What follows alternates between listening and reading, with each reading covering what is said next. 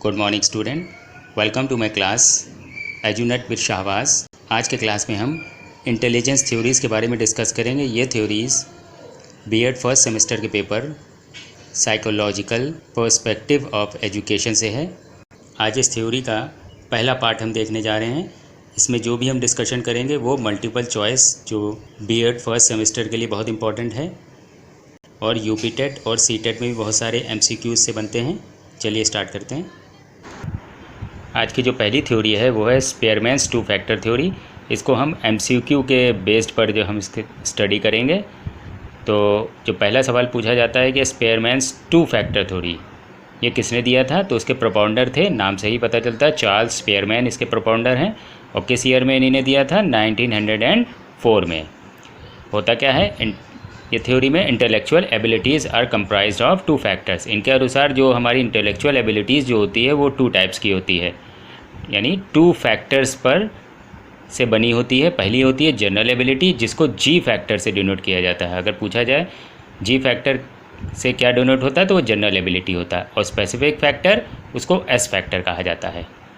The total intelligence of a particular individual is the sum total of the g and S factor. यानी जो किसी भी person का जो इंटेलिजेंस होता है वो जी प्लस एस फैक्टर पर बेस्ड होता है। यानी जी फैक्टर होता है और एस फैक्टर होता है, दोनों को मिला दिया जाए तो किसी भी पर्सन की इंटेलिजेंस हम निकाल लेते हैं। अब कैरेक्टरिस्टिक्स देखते हैं कि जी फैक्टर की क्या कैरेक्टरिस्टिक्स होती है। ये होती है यूनिवर्सल इनबॉर्न एबिलिटी। ये जो है इनबॉर्न एबिलिटी है, यानी जन्म से ही ये पाई जाती है किसी भी पर्सन के अंदर। एस फैक्टर में क्या होता है? It is learned and acquired in the environment. तो दोनों में डिफरेंस ये है कि एस फैक्टर की जो है वो जन्म से नहीं होता है, यानी जो है बर्थ से नहीं होता है, वो इन्वायरमेंट रहकर कोई पर्सन एक्वायर करता है और लर्न करता है, यानी सीखता है। It is constant. Ji factor जो होता है वो कॉन्स्टेंट रहता है, यानी थ्रू आउट लाइफ किसी भी इंडिविजुअल में वो कॉन्स्टेंट रहता है। एस फैक्टर क्या होता है? Varies activity to activity in same individual, यानी एक ही पर्सन के अंदर एस फैक्टर जो है डिफरेंट हो सकता है, ठीक है, लेकिन जी फैक्टर कांस्टेंट रहता है। Third, amount of g factor differs from individual to individual, यानी एक व्यक्ति के अंदर जी फैक्टर कांस्टेंट रहता है, लेकिन एक पर्सन का जी फैक्टर दूसरे पर्सन से डिफ़र करता है। और एस फैक्टर में क्या होता है? Individual differs in amount of S ability, यानी इंडिविजुअल जो होता है वो एस एबिलिटी में जो है डिफ़र कर सकता है। तो ये दोनों के बीच का डिफरेंस है। तो पूछा जाए कि जी और एस फैक्टर, अगर क्वेश्चन पूछा जाता है जी और एस फैक्टर जो है किसने डिफ़ाइन किया था, तो चार्ल्स स्पेयरमैन ने इसको डिफ़ाइन किया था। उन्हीं ने टू फैक्टर थ्योरी दिया था। जो हमारी आज की सेकंड थ्योरी है वो है Thurston group factor theory. Thurston group factor theory हमारी जो है दूसरी थ्योरी है। इसके प्रोपाउंडर जो थे वो थे लुइस थर्स्टन, और कौन से ईयर में इन्होंने दिया था? 1937 में। पूछा जाए कि ग्रुप फैक्टर थ्योरी, अगर इतना ही पूछा जाता है आपसे ग्रुप फैक्टर थ्योरी किसने दिया, तो थर्स्टन ने दिया था। और कौन से ईयर में? 1937 में। तो इन्हीं ने जब क्या कहा था? Intelligence is a cluster of abilities, यानी जो इंटेलिजेंस होती है किसी भी पर्सन में वो एबिलिटीज़ का क्लस्टर होता है, यानी एक ग्रुप होता है, ठीक है, इसीलिए इसको ग्रुप फैक्टर थ्योरी कहा जाता है। These mental operations then constitute a group. और जो मेंटल ऑपरेशंस जो होते हैं, यानी जो एबिलिटीज़ होती है, वो एक ग्रुप बना लेती है, ठीक। A second group of mental operations has its own unifying primary factor, यानी जो एक ग्रुप बन जाता है, जो सेकंड ग्रुप बनता है, ये फर्स्ट ग्रुप हो गया। जब सेकंड ग्रुप बनता है तो वो क्या करता है? ओन यूनिफाइंग प्राइमरी फैक्टर, यानी हर एक ग्रुप जो है अपना एक प्राइमरी फैक्टर बना लेता है।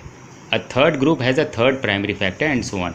और जो तीसरा ग्रुप बनता है वो एक और प्राइमरी फैक्टर बनाता है। इसी तरह से चौथा, पांचवा, सब एक अपना प्राइमरी फैक्टर बना देते हैं।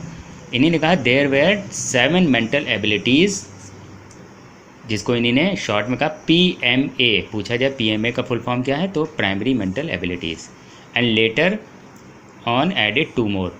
जो उन्हीं ने 1937 में दिया था वो 7 मेंटल एबिलिटीज़ के बारे में इन्हीं ने बताया था। बाद में इन्हीं ने 2 और जोड़ दिए थे, तो टोटल 9 हो गए थे। अगर 7 लिखा हो, क्वेश्चन आपसे पूछा जाए कि PMA कितने हैं प्राइमरी मेंटल एबिलिटीज़, तो 7 है। अगर 9 भी दिया हो तो 9, मान लीजिए 7 नहीं दिया, 9 दिया है तो 9 भी ठीक है, आप टिक कर सकते हैं। तो ये क्या है? 7 मेंटल एबिलिटीज़, तो 7 और +2 9, यानी तो 1 क्या है, वर्बल कॉम्प्रीहेंशन फैक्टर, पहला है वर्बल कॉम्प्रीहेंशन फैक्टर, इसको V से डिनोट किया जाता है। फिर वर्बल फ्लुएंसी फैक्टर W से, न्यूमेरिकल फैक्टर N से, 4 है परसेप्चुअल स्पीड फैक्टर, इसको P से, और इंडक्टिव रीजनिंग फैक्टर RI से, और फिर स्पाशियल विजुअलाइजेशन फैक्टर इसको S से, और 7 मेमोरी फैक्टर इसको M से।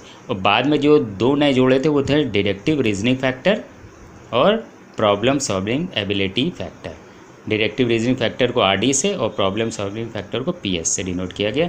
तो पूछा जाए कौन से नए जोड़े गए थे इसमें PMA, तो डिडक्टिव रीजनिंग फैक्टर और प्रॉब्लम सॉल्विंग एबिलिटी फैक्टर ये नए थे।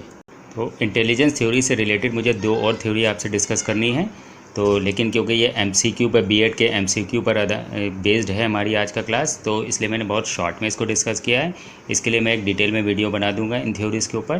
तो आज के क्लास के लिए बस इतना ही रखते हैं, अगले क्लास में हम लोग 2 और थ्योरीज़ देखेंगे इंटेलिजेंस की। Thank you very much.